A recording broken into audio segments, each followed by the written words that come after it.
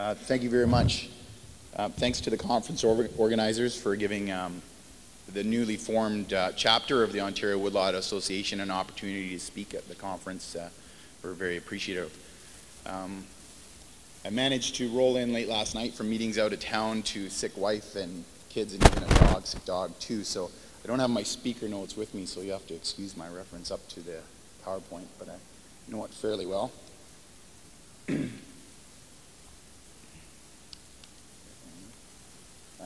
The Near North chapter is newly formed in the spring, and I'll go into details of that. But basically, we're a chapter of the Ontario Woodlot Association, which is a province-wide organization.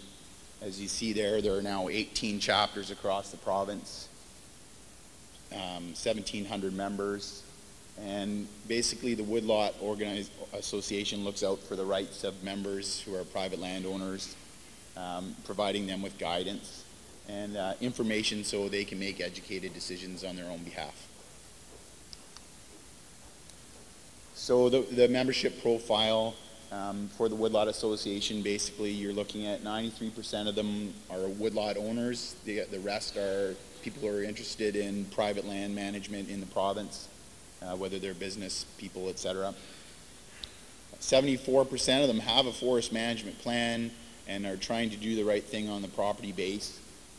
For example, the M&R's MIF-TIP program is one of the stewardship opportunities out there for private landowners. And the average size is 75 acres. The long-term objectives are very diverse, but certainly biomass plays into that role. The details for the Near North chapter of the Ontario Woodlot Association, basically we were the 17th, there was an 18th added last week in Brant County, I believe. We got together in the spring, decided there was a hole in this area where there was an opportunity to improve woodlot management on private land by providing educational opportunities. So that's what we're all about.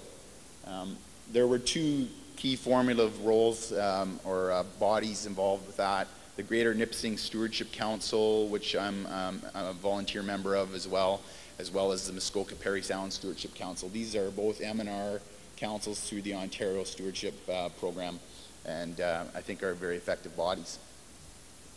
So really what we're doing is focusing on sustainable forest management opportunities in the Highway 11 corridor, mostly between Huntsville, North Bay, and the Greater Nipissing district around Lake Nipissing. With that in mind, we are hosting our second meeting here on Friday. I hope the conference doesn't mind a quick little plug. At 4 o'clock in A137, we're going to be having a speaker from the Ontario Sustainable Energies Association come and discuss what the opportunities are for biomass in the area, but also not just biomass, but renewable energies in the area from a greater 20,000 foot perspective, and how we can fit biomass into the equation. So people are welcome to come out during that networking time at 4 o'clock and listen. I believe Christopher could make it, and there's another speaker from OCA. We'll see. Private land is sort of the great unknown, I guess. And there's a lot of unknown and uncertainty as it is right now, but for the Near North being relatively new, we don't have a lot of information, which is pretty much the case across Ontario on private land. There's not a forest inventory out there, so but there is opportunity there to be sure, and if it's a solid business case, you're going to have people on private land who will be takers to opportunities like that. And as some of the speakers mentioned, there's an opportunity to improve the land base in terms of its values from a forest management perspective as well. So just some quick information we were able to scare up in our short history in talking to folks. Basically in the 8 townships north of Huntsville within the Westwind SFL, you have about 250,000 acres of private land that's being managed right now. That area in the Westwind Forest, the French River Severn Forest, I think about half of that is private land in that SFL. So, there's a big chunk there. In the north, when you're looking at the Nipissing Forest, some basic analysis looked at about 400,000 acres of private land that falls within the Nipissing forest. You have about 60,000 in developed agricultural land, just looking at the polygons, etc. And there's about 34,000 in grassland too, which you could say is sort of abandoned, potentially abandoned farm fields that could be reforested, etc. There's just a quick slide of private land base, and the circle probably could be tightened a little bit in the early stages of what we're trying to achieve at NOAA. But that's the focal point of what we're going to concentrate on. Focal points, the NOAA focus.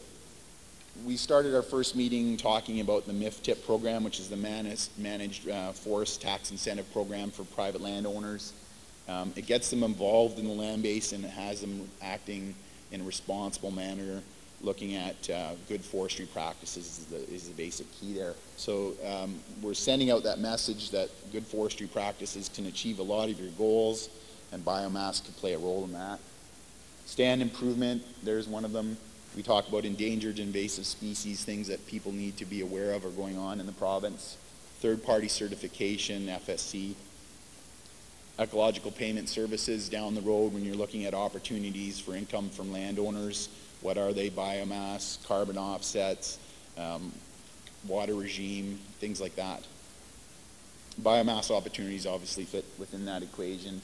And then we've had discussions about some sort of community demonstration forest where we can work with woodlot owners, the M&R, things like this, internal discussions that we'd like to bring to the table to talk about getting something done in a public fashion where we can all work on a project together, whether that falls within an initiative like this or otherwise. I'm not sure how that will play out. So where we fit in that, everybody understands that there's a big transition going on right now from the past where you have the forest mills, two separate businesses, the push mode. So you really have things being integrated into the same value chain, niche markets, biomass, where does it fit? Peter mentioned that. Pulled, you have cut on demand. Certainly there won't be a lot of forestry operations on private land until they're sure of the business case.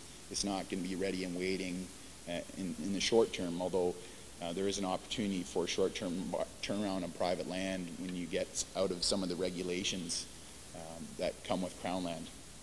And that's a good thing and a bad thing, as you'll see. And you're just talking in the future, expensive energy. That's why we're looking at biomass. Second growth forests, how we manage these forests. A lot of these are cutover forests on private land. There are fewer rules and regulations, so unless there's a tree bylaw in the area or something like that, often you have clear-cut hardwood forests, things like this that we need to improve, diameter limit, cutting, things like that we want to change.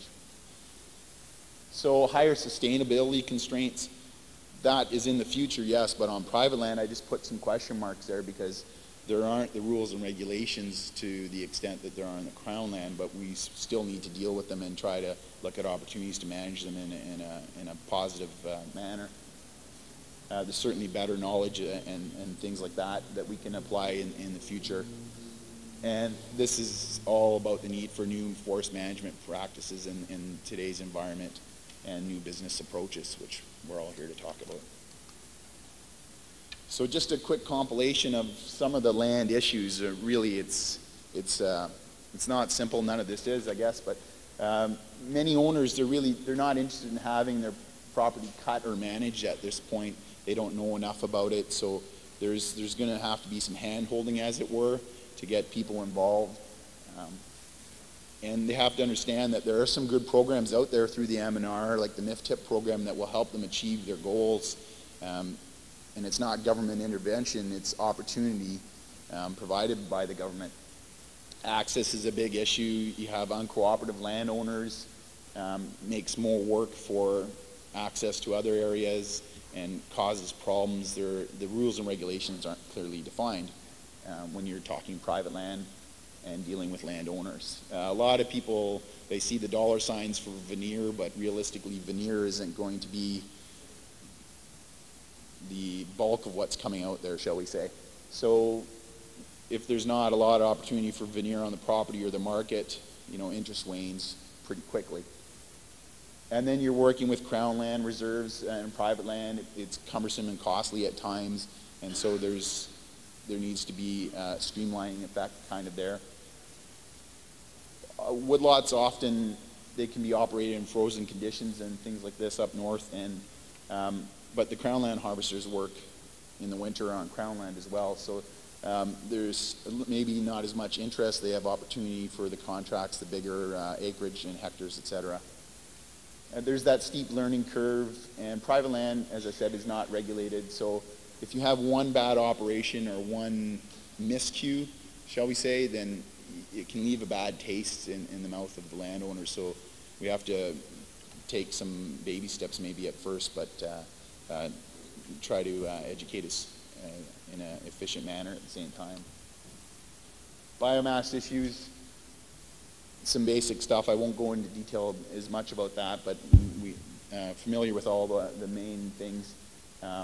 So there is an opportunity there for private woodlot owners to supply some fiber into the equation. What that is, that's sort of the great unknown. But they have to be in a sustainable forest management approach. The opportunity to improve the woodlots, third-party certification, where does that play a role, if it does at all, on private land, chain of custody, all that kind of stuff. So when we're looking at some sort of biomass initiative, we don't want to get too excited with taking everything out of the forest and trying to maximize those returns without thinking about the big picture for all the elements that are involved. Potential criteria for biomass production. I mean, so obviously it's got to be a relatively proven approach, or woodlot owners aren't going to step into that area. It's got to be flexible, ramped up in stages, cut out the areas of uncertainty to the extent possible in a new effort. And there has to be the shared risk and reward, just like any business equation. And make use of the existing facilities and infrastructure. So there really is a need, though, at the same time, opportunities, challenges, one and the same. But we need to measure some of the key fiber attributes that are out there, look at stand values, keep track of changes on the landscape, technologies, remote sensing, scanners, sensors, different statistical methods that are out there looking at basal areas and qualitative things such as that, quantitative. So what can members provide? I mean, that's what the woodlot's thinking is, okay, well, can we provide the right fiber? Well, we could in short term if the business case is there and across the province. I know in Lanark County, I think it was, there was a resolution to put forward a biomass initiative to try to start using some of the fiber in that area through the Woodlot Association. So there is different chapters, and the Woodlot Association are looking at these issues, and there is interest there to try to push the agenda. So there is an opportunity. So can we provide the right fiber at the right place, at the right time, at the right price? All those business questions you have to ask yourself. And so at least NOAA, the Near North chapter, is cautiously optimistic. There's opportunity there, but we really need to know what's on the ground and engage the landowners. Tembec's private land program isn't in existence there, but there has been relations in the past with private landowners before the chapter was created, and so there's opportunity in the future. And so, yeah, we'd like to be a part of that effort and part of that question and try to answer it. And our second meeting, as Jay mentioned earlier, and I touched quickly, is going to be at 4 o'clock during the networking session today. And it's in A137, and it's open to all members to drop in. We're going to talk about biomass, but also talk about some of the bigger issues and maybe get some sort of renewable energy cooperative, which biomass would be a key component going in the area. So I invite you all to attend, and we'll look at these issues. So thank you very much on behalf of the chapter. There's my contact information, as well as Don Willis from Jiffy is our chapter president, and he's here as well. I haven't talked to him this morning, but there's the contact information, and we'll be around for the conference. Thank you.